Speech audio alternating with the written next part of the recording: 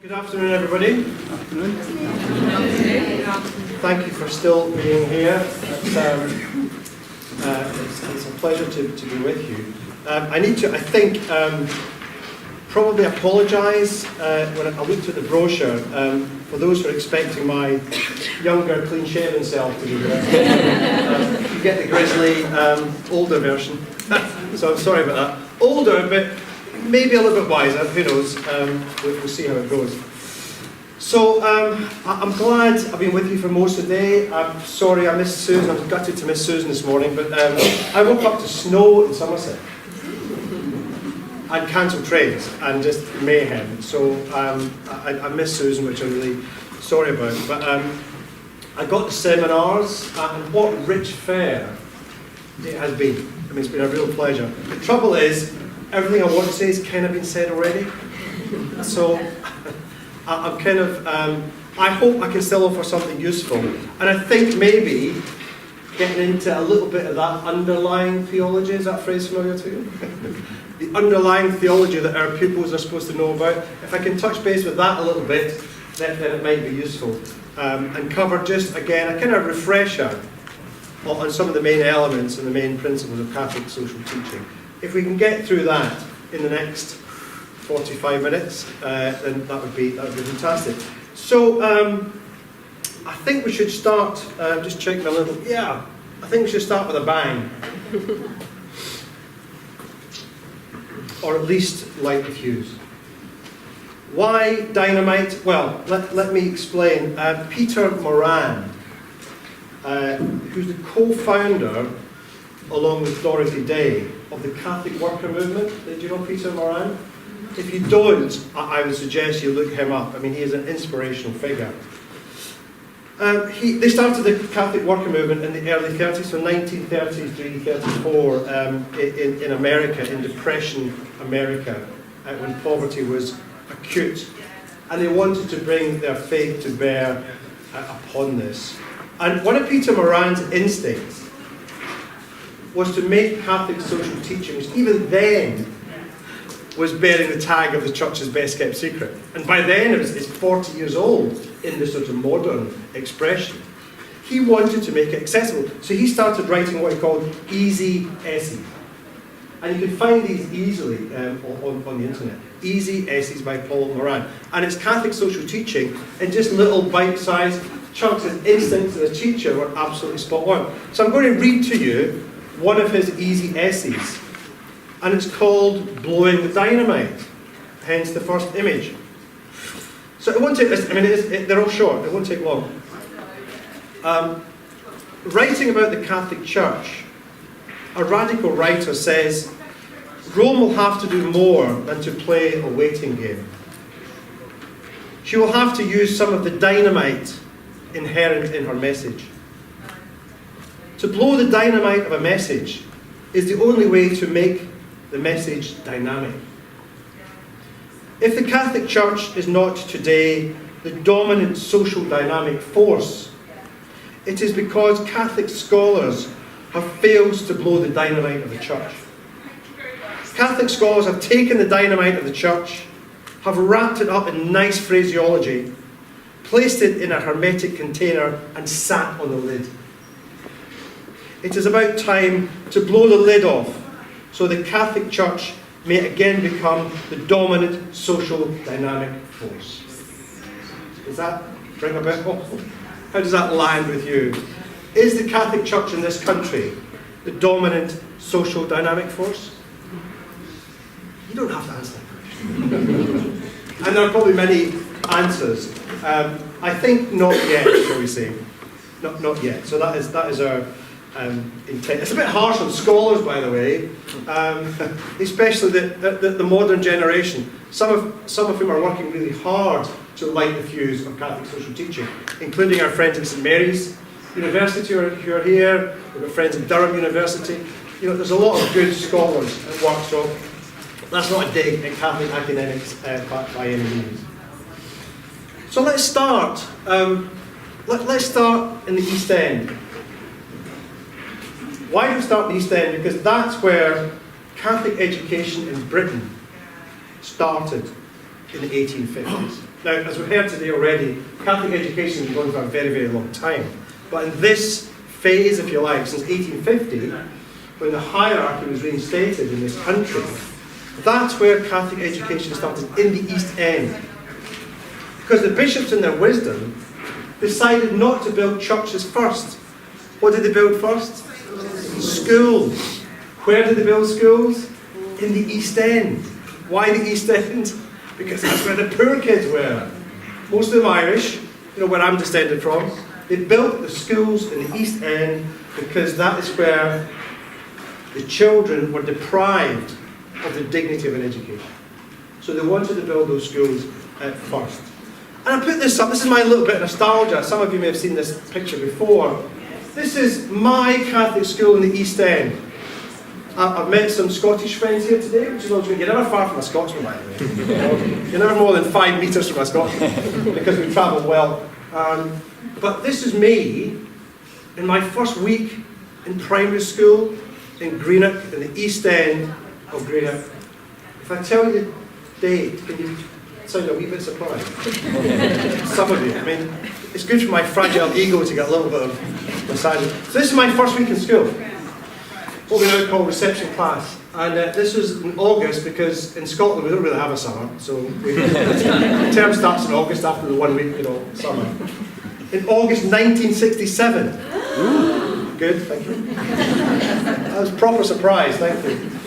So this is us. And you say, well, it's a very kind of monocultural lot. Yeah, mostly Irish descent and Italians. I mean, that tends to be the two. Now, obviously, we serve different demographics now, and we've got a lot of children from other countries, and refugee children, asylum seekers. So we've got a great richness, but then it was very much the Irish and some Italians. And I put that up there to make the point that this was a working class community. But even within that working class community, and you can probably tell just by looking at the picture, within that community there are layers of poverty. Okay, I'll put you out your misery. I'm the one on the front row.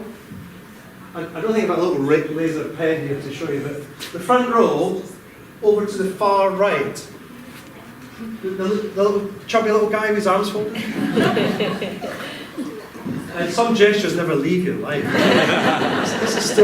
This is still my passive aggressive pose, So if I end up hunched like this before 4 o'clock, you know that I'm really struggling. But that was me. And I'm 4.5 at that time. And I was a year younger than everybody else at school, and I never knew why. All through school, I was a full year younger than my year group. And in 1 year, my mum, who's now gone to God rest her, told me. She said, yeah, that summer, my wee brother was born in the April. I think Mum was struggling. I don't think I was an easy child. I think I was a bit, but I'll be diagnosed with something if I ever took the time to do it, but it's too late. She was struggling, and she went to the school in August, and this is before admissions policies. The school was run by, we've heard a lot about the nuns today, the school was run by nuns. So my mother arrived looking obviously exasperated, with me and my little brother, 4 months old, and she said to the nuns, will you just take him? And the nuns, bless said, yeah, come on, sign him up. So there I was, 2 weeks later, I was kitted out in the uniform, I was in the school, and it was there you go, it was great. So I learned in that experience, maybe not at the time, but retrospectively, what poverty looked like. I came from a loving home. We didn't hear that very often because we were Scottish. We didn't really do the language of I love you, but we knew we were loved. We were fed and looked after. My parents were steady people who worked hard. Mum worked in a shop, Dad was an electrician, but my little brother, they just kind of looked after us and gave us good values. But in that class and in that school, there were children there, and you could probably pick them out, who came from homes that were less than loving, and whose experience in life was tougher, and who were just more disadvantaged, phrases we use now. And that's why, some of you have heard me say this before, the phrase that just went right into my heart when I first heard another head teacher say it, was that the children who are loved at home go to school to learn. And that was me. I loved school and learning. I was a little swat. I loved it. Those who are not loved at home, go to school to be loved. Does that resonate with you? The children are loved at home, go to school to learn. The ones that aren't, go to school to be loved. But they ask for it in very challenging ways. You know that, those encounters you have with children, say, why are you shouting at me? It's a very strange way to ask for love, isn't it? But we're understanding more and more about the psychology of that. So the question we ask is, why, even in that working class community, why are some people disadvantaged and deprived and other people okay? So that gives us the guiding question, which I think is one of the foundational questions of Catholic social teaching. What is a just world? What is a just world? Because the church decided to build schools in the East End because it was unjust that those children were deprived of an education. Unjust. They weren't flourishing. So the church wanted to educate its children and give them that dignity of an education. So right at the heart of what we're talking about is this idea of justice. So where can we go to for definitions of that and what Catholic social teaching is all about? Well, let's go to, we'll go to we've got some good Pope quotes here because we need some good Pope quotes. And Catholic social teaching is a rich teaching from the Pope since certainly 1891. And John the 23rd, of happy memory. But my metaphors are getting a bit twisted there, the dynamite in a nutshell, but just bear with me. He said in his 1961 encyclical, "It is not enough merely to formulate a social doctrine, it must be translated into reality." So there's chord one to strike the Catholic social teaching.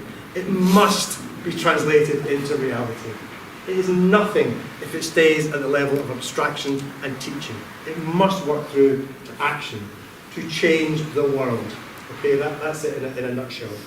And he puts it beautifully when he says, and this is particularly true of the Church's social doctrine, another way of saying Catholic social teaching, the light of which is truth, justice its objective, and love its driving force. There we get the coordinates of Catholic social teaching from John the 23rd.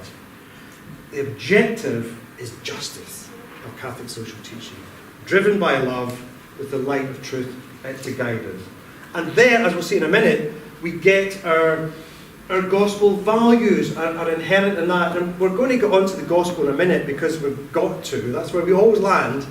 We always go back to our soul. And we're going to get there in a minute. Truth, justice, and love are the fundamental gospel values. And the compendium of the social doctrine of the church tells us that. So can I just put in this picture, please? I'm not just saying this because I've got a book about gospel values. But the people that are saying now, gospel values, we've kind of moved on from that, it's all about virtue now. No, that's a mistake. It's always values and virtue. Yes. And I'm just going to try and, in a minute, line that up for you, because some people get into a bit of a muddle. Are we doing values? Are we doing virtues? Are we doing principles? You know what? I'm going to try and unpick that for you in a minute, okay? Because I think I've worked out for myself.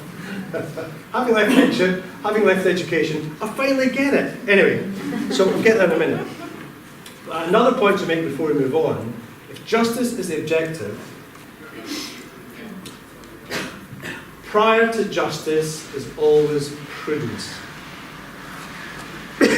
Prior to justice is always prudence. That is the key. The mother of the cardinal virtues is prudence. And we're going to have to get back to that language again. There's nothing wrong with it. I mean, prudence has been a little bit distorted. It's come to sound as if it's something about being a bit timid and careful. It's not at all in the Catholic tradition. It's nothing to do with that. It's the cardinal virtue. It's the mother of all the cardinal virtues. So can we just make that connection, and we'll develop it in a little while. Justice must come after prudence. Because justice needs to know what to do.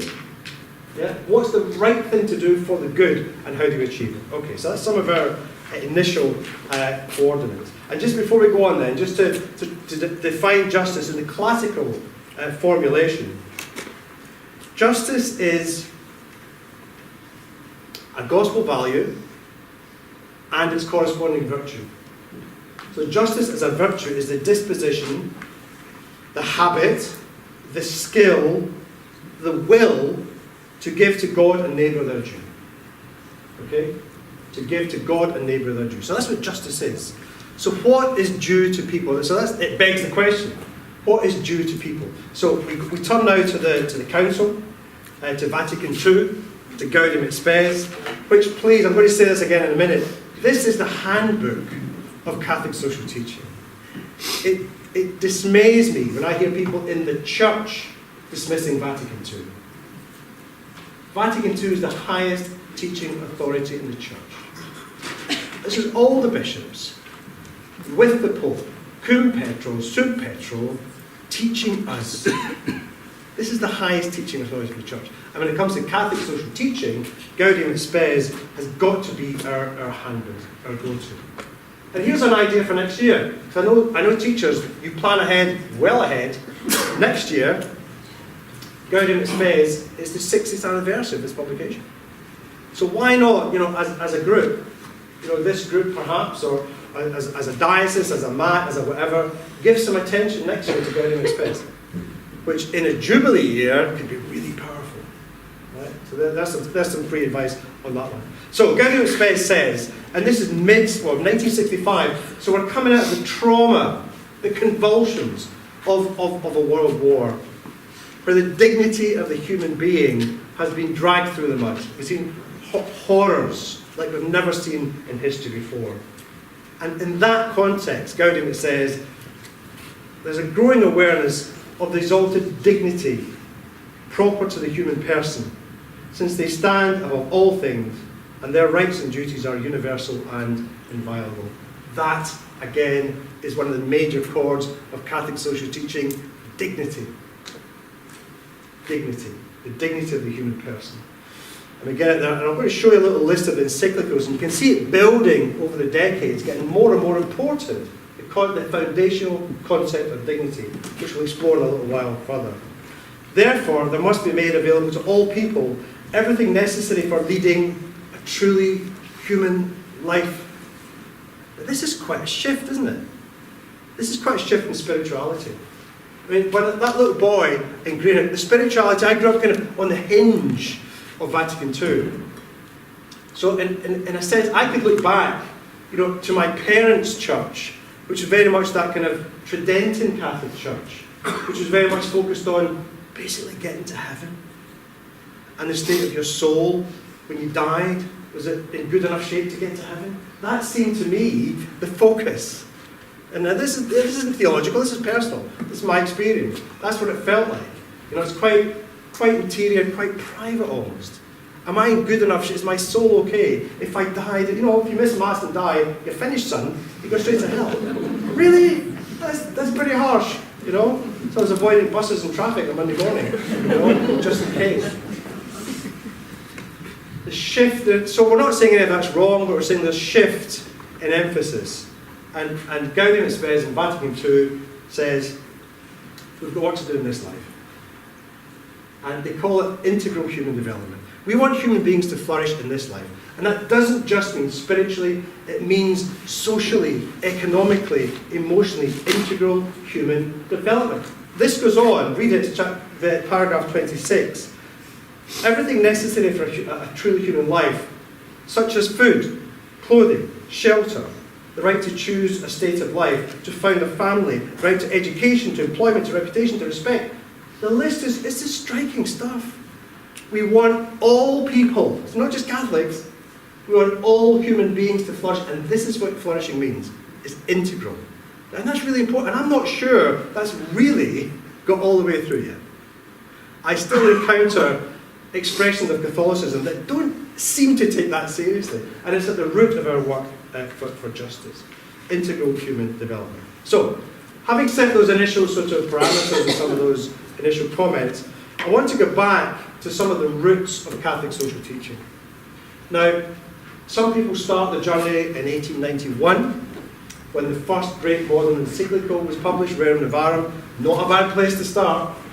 But I want to take us back even further. I want you to go back, actually, to a moment of trauma for a people when their city was destroyed by a neighbouring superior force. And thousands of that city's population were taken into exile forcibly. Does that sound familiar? I mean, history does tend to keep repeating itself. The city was Jerusalem. The time was about 587 BC. The neighbour was Babylon. And Babylon, the great power, just destroyed everything in its path. And their tactic, unlike the Assyrians, their tactic was to take not the whole population, but the top tier of the population. So the priests, the administrators, the aristocracy, they took them into exile. It was a sort of intellectual and spiritual decapitation. They took them away, some people say in change, 800 miles to Babylon, where we sat down and wept. You know the story? Yeah? So this is historically attested. You know, this happened. These thousands of people. I mean, God knows, 800 miles across desert. I mean, how many died? How many? You know, that journey. They got there. Now, they didn't then. They weren't put in prisons. You know, they had these what they call the golden ghettos, that they're sometimes called. You know, they could live, they could work, they could meet, and they did meet. And then through this extraordinary process of reformation, our God seems to have abandoned us. Well, the first people to blame were themselves. We must have sinned. We must have done something wrong for us to be here, for God to have deserted it. And they reflected, and they were in a new place, they were in Babylon. And they started to listen to the Babylonian liturgies of creation. And the Babylonian, you know, the Enuma Elish, those liturgies of creation were catastrophically violent. Dragons being split in two, and blood and everywhere. And what happened was the world was created out of this violent war between rival factions of the gods. And human beings were created as slaves of the gods, so that the gods could live a life of idleness, looked after by human beings. So in these versions of humanity's origins, human beings were slaves of the gods. And the extraordinary thing happened in Babylon. This group of exiles, they started to write their own creation account, which we now call Genesis, chapter 1. And in that wonderful expression of faith, we get this insight that we are images of God, not slaves of the gods. Then God said, "Let us make humankind in our image, according to our likeness." This had never been heard before. This was I mean, if anyone struggles with Revelation, where did this come from? I mean, this is Revelation. This is the Holy Spirit working through people to come to these insights that are quite extraordinary and quite counter-cultural. Humankind in our image and likeness, and that really is at the root of our thinking about Catholic social teaching. Now, it can be a little bit abstract at times, this Imago Dei, so two suggestions. One is our likeness, to always think of the Trinity. You know, image of God, yes, well, God is what? God is Trinity. So God is Trinity as a communion, a relational communion of love and mission. That's what it means to be born in the image of God, is to be born for relationship, for participation in mission and participation. Another way of looking at this is provided by a wonderful mystic. One of my favourites is Thomas Merton. And this is saying it in poetry, which makes a lot more sense to me. To say that I am made in the image of God is to say that love is the reason for my existence. For God is love. Love is my true identity. Selflessness is my true self. Love is my true character. Love is my name. And that makes sense to me. And if we're talking about Catholic social teaching and not talking about love, we're not talking about Catholic social teaching. We can get a little bit obsessed with our pillars and our themes and our principles. They're all good stuff, but they're after the fact. The source, the root of it is love. God is love. And it's God's will for for human beings that's at the heart of it. Now we know that God's plan for human beings in our language, in our tradition, involves original sin and the fall. And we are good. The Catholic tradition always starts with we are good. That's also Genesis 1. We are good, but we are flawed.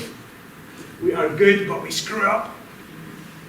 We make mistakes. We are inclined to get it wrong, and we need God's grace to get it right.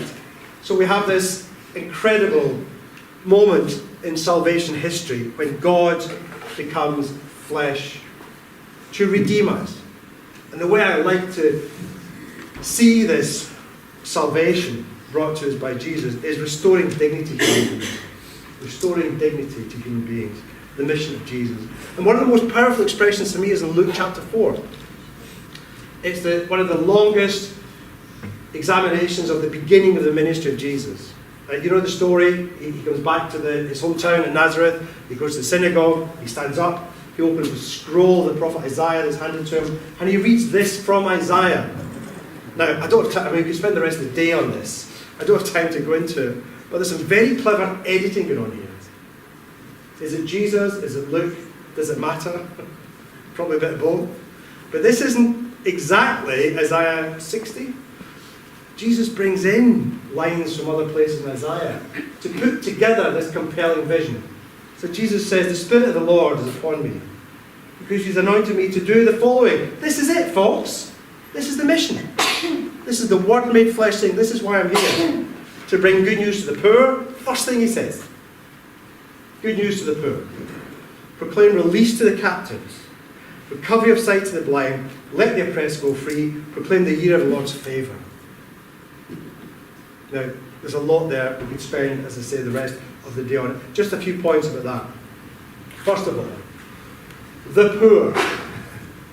Scholars spend their lives talking about this one. The poor. Now, Luke is working in Greek. I'm not a Greek scholar by any means, but some of my friends are. And we're relying informed that the poor in Luke's Gospel is tokos. So it's not just people that are struggling a bit. This is the destitute. This is the kind of cowering one, literally. This is the poorest of the poor. Jesus has come to bring good news to them. In the ancient world, the poor were despised until they were ennobled by the gospel. The poor were, I mean, it's your own fault. It's either God's punishment or your own laziness, your own stupidity. They were despised. That's not what the gospel says. 4 of these 5 things, if you look at it, poverty, captivity, oppression, and year of Lord's favour, that's release from debt and slavery, remember. 4 of those 5 things are what are done to people by other people. And Jesus is coming to liberate people from the injustice caused by other people. Does that make sense? Yeah? And in the middle of this rhetorical pattern, we don't have time to go into it, but there is a rhetorical pattern here, the kind of rhyming ideas. In the middle of it is recovery of sight to the blind. Now, Luke's working in Greek, remember? He's working from a Greek Old Testament. The Hebrew behind the Greek of that phrase, recovery of sight to the blind, is the opening to those who are bound.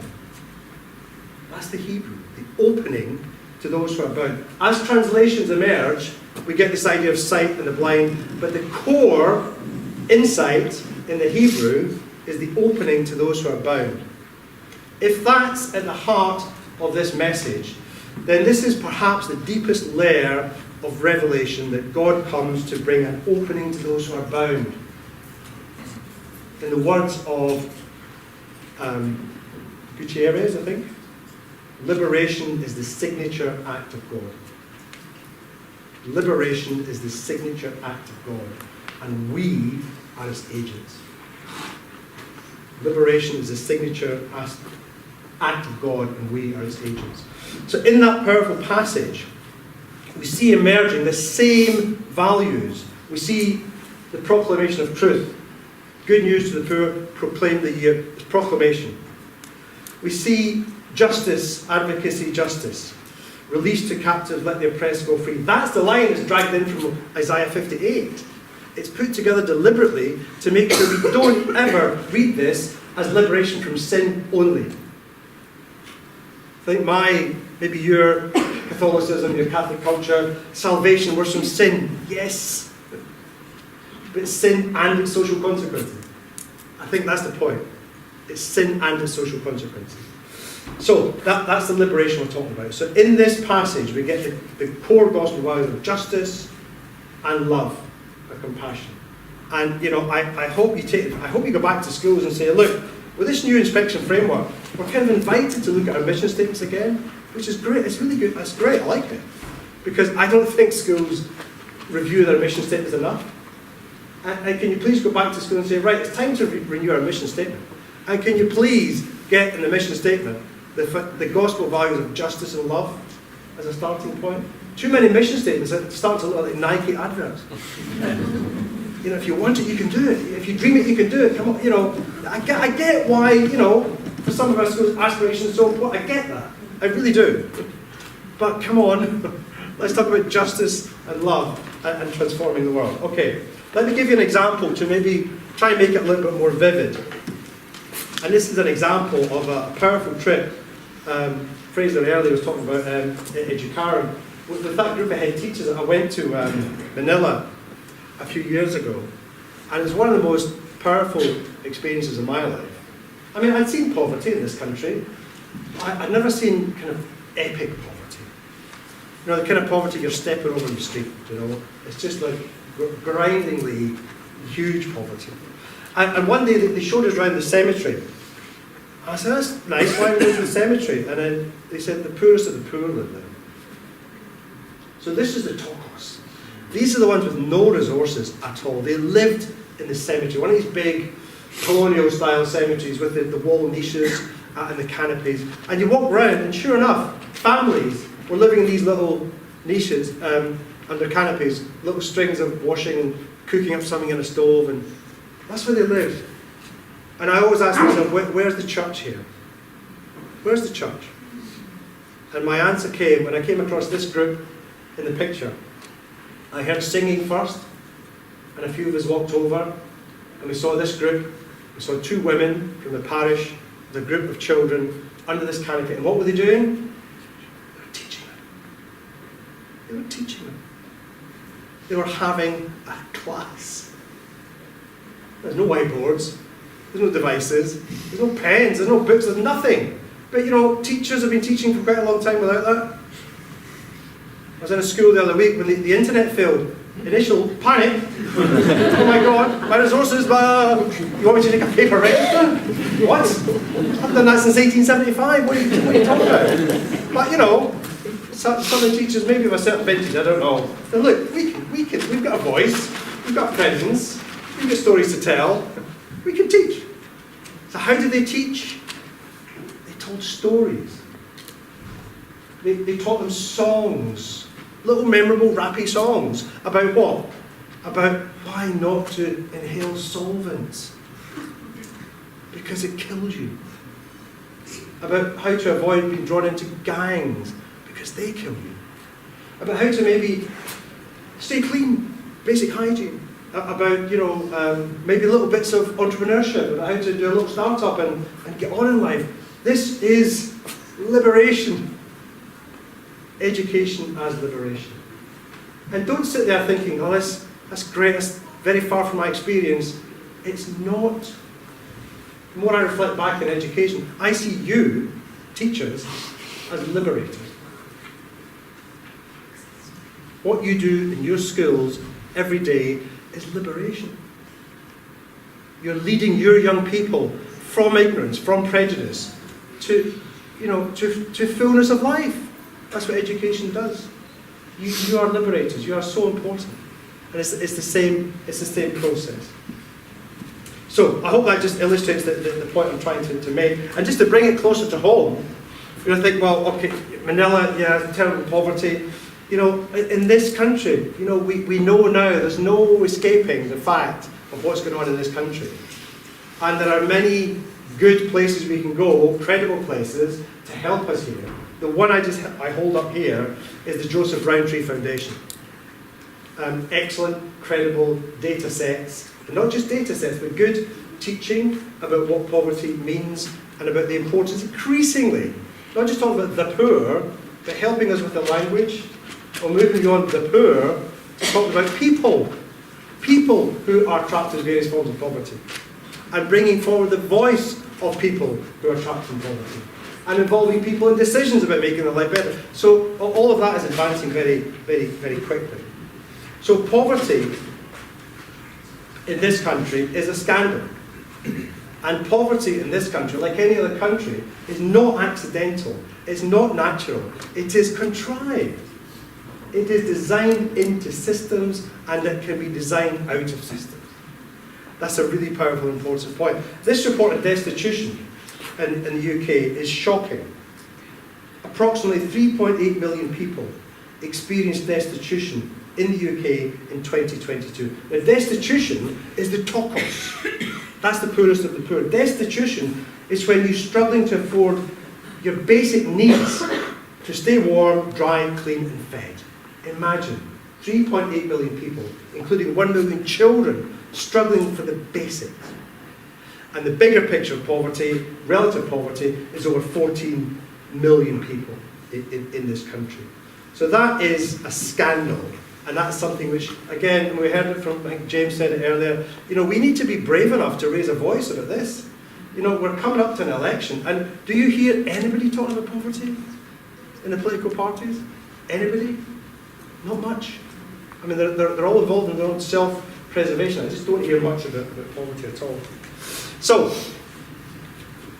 protesting against poverty to restore your own dignity is something which has been happening for a long time. We go back to the East End. We go back to the East End in London, not that far from here, in 1889. Who are these people? The dockers. The dockers. Why are they striking? Because they've had enough. They're on what we now call 0 hours contracts. They're not getting paid for the work they do. Their families live in subhuman conditions. They say, enough is enough. We don't want this. 1889. And these people, where are they from? They're from Ireland. So these are Irish dockers. I sometimes like to think they all supported Celtic FC. Unlikely, because Celtic had only just been founded the year before. But again, where was Celtic founded? The East End of Glasgow, by a Marist brother. Why? To put food on the tables of the poor. It's the same instinct. So, the dockers are out on strike. The owners are refusing to negotiate with them because they don't do that. They don't do that. We're not negotiating with you. We'll just get other people to come in and work for us. Who steps in? Cardinal Manning. Why does he step in, and why was he so powerful? Because he's a bit posh. So the owners got him. He speaks our language. He's a bishop, so the Irish dockers, he's one of ours. So Manning was perfectly placed to do this. And Manning helped to negotiate an end to the strike. What they didn't expect was for him to be so strongly opposed to the owners. The owners were aghast when he says, the capitalist is invulnerable in his wealth. There is a wide field of misery caused by their refusal to negotiate in this strike. It is not a private affair, which is what the owner said. It is a public evil. And the owners were like, they were scandalised. Why? Because the Catholic Church, its leadership, tended in the 19th century to side with the powerful. I mean, we're not here to defend the indefensible. The Church has often got it quite wrong, hasn't it? And that's, we can admit that. We're grown-ups. Now, you can say, well, there's reasons for that, because the French Revolution was a convulsion, and the Church was terrified of social reform and revolution. Terrified. I get that too. But we went the other extreme, and we ended up in the salons, in the palaces, having parties, staying close to power. And we now come right down to Pope Francis saying, forget all that. That's not where we need to be. That's not where we need to be. But Leo XIII, who was himself an aristocrat, don't forget, a lot of the popes were from these high-born families, so-called, heard these reports from England, from France, from Germany, about what was happening, and what the Church was doing in the thick of this, and he produced this extraordinary document in 1891 called Rerum Novarum, and this was the first cyclical of Catholic social teaching. And it was like, I'm not sure it was an explosion, maybe a muted boom. If you go back to our dynamite metaphor, it didn't exactly set the world on fire, but its influence has just deepened and increased through the years. And he said, you know, again, a small number of very rich men have been able to lay upon the teeming masses of the living poor a yoke little better than that of slavery. And the bankers and the aristocrats were appalled. The Pope, why are you attacking us? Now, actually, Leo was quite careful not to take sides. Catholic social teaching navigates between, you know, capitalism and its destructive tendencies on one hand, and collectivism. He says both are demeaning of the person. Really? 1 minute, again, 1 minute. I've got 10 slides. So if I talk really fast, you won't understand what I'm saying, unless you're Scottish. Or else I have 2 minutes. So. Go on then. Okay. So that's the beginning, and then we go on to the great tradition of Catholic social teaching. And again, we've got to be careful. I've mentioned already, Gaudium et Spes, the highest teaching authority of the Church. Please go back to Gaudium et Spes. But also, don't get fixated on one pope who's your favourite. We get this stuff in the Church now, it's like, well, I can't see beyond John Paul II. He was the last true pope. Oh, come on, get rid of that rubbish. I mean, the Holy Spirit's at work here. The Holy Spirit's at work in Pope Francis. And if we're true to the signs of the times, we start with Fratelli Tutti and work backwards, if anything. You know, because Fratelli Tutti pays careful attention to the tradition, working backwards. So that's your homework for next time? Is that okay? You can work through them. But seriously, yeah, Fratelli Tutti is a great place to start and work backwards. So we'll maybe finish up on this one. Okay, I've got this one. This is just a reminder of, in the ancient world, servus non habet personam. This is a well-known phrase. The slaves get no identity. They weren't people. So I'll finish on this because it's personal to me and it's important about dignity. The dignity of others is to be respected in all circumstances. Not because that dignity is something we've invented or imagined. For the Romans, dignity is something that was conferred for great deeds in battle, for politics, or you're born into it. Okay? No, but because human beings possess an intrinsic one. I'll just show you two pictures. Last year, I'm showing off a wee bit here, is that okay? Because last year I met the King. And he gave me a medal, and that was nice for services to education. And you get a letter, by the way, saying, do you want this thing or not? And I showed it to my wife, and I said, because my wife's really quite lefty, and not a great fan of the monarchy. I said, right, Janet, I've been invited to the Windsor Castle to receive an OBE, shall we go? She said, get in there. Get in. It was quite sweet. It was kind of, you know, what would your mum want? What would your dad want? I mean, they're both with God. And I liked it. I think they were smiling that day. Because that fat little boy from the East End, who served Catholic education all his life, went to meet the King. Not just for Catholic education. And I think that was good. So the King is an important person. So is Andrew, my friend with Down syndrome in my parish, that I take to church on a Sunday morning, who serves on the altar on a Sunday morning with the most utmost reverence, who stands behind the priest when he's saying Mass and mimics his gestures. So the Lord be with you, Andrew's behind him. And it's delightful. I think there's some good theology in there somewhere, actually, as well. Who's more important? Andrew or the King? Neither. We're all equal, aren't we? I mean, my point is, do we really believe that? I think we're still a bit addicted to celebrity and status and kings and VIPs and pathways and all that stuff. But Catholic social teaching, the gospel, Jesus says, you're all equal in my eyes, and I want you all to flourish and live in solidarity with each other, especially the poor, for the common good, which is the flourishing of all. That's my last 10 slides. I'm not going to be able to cover that. I'm going to have to stop because Jennifer's going to kill me. I'm going to have to stop and say thank you so much. It's been a great day. Thank you.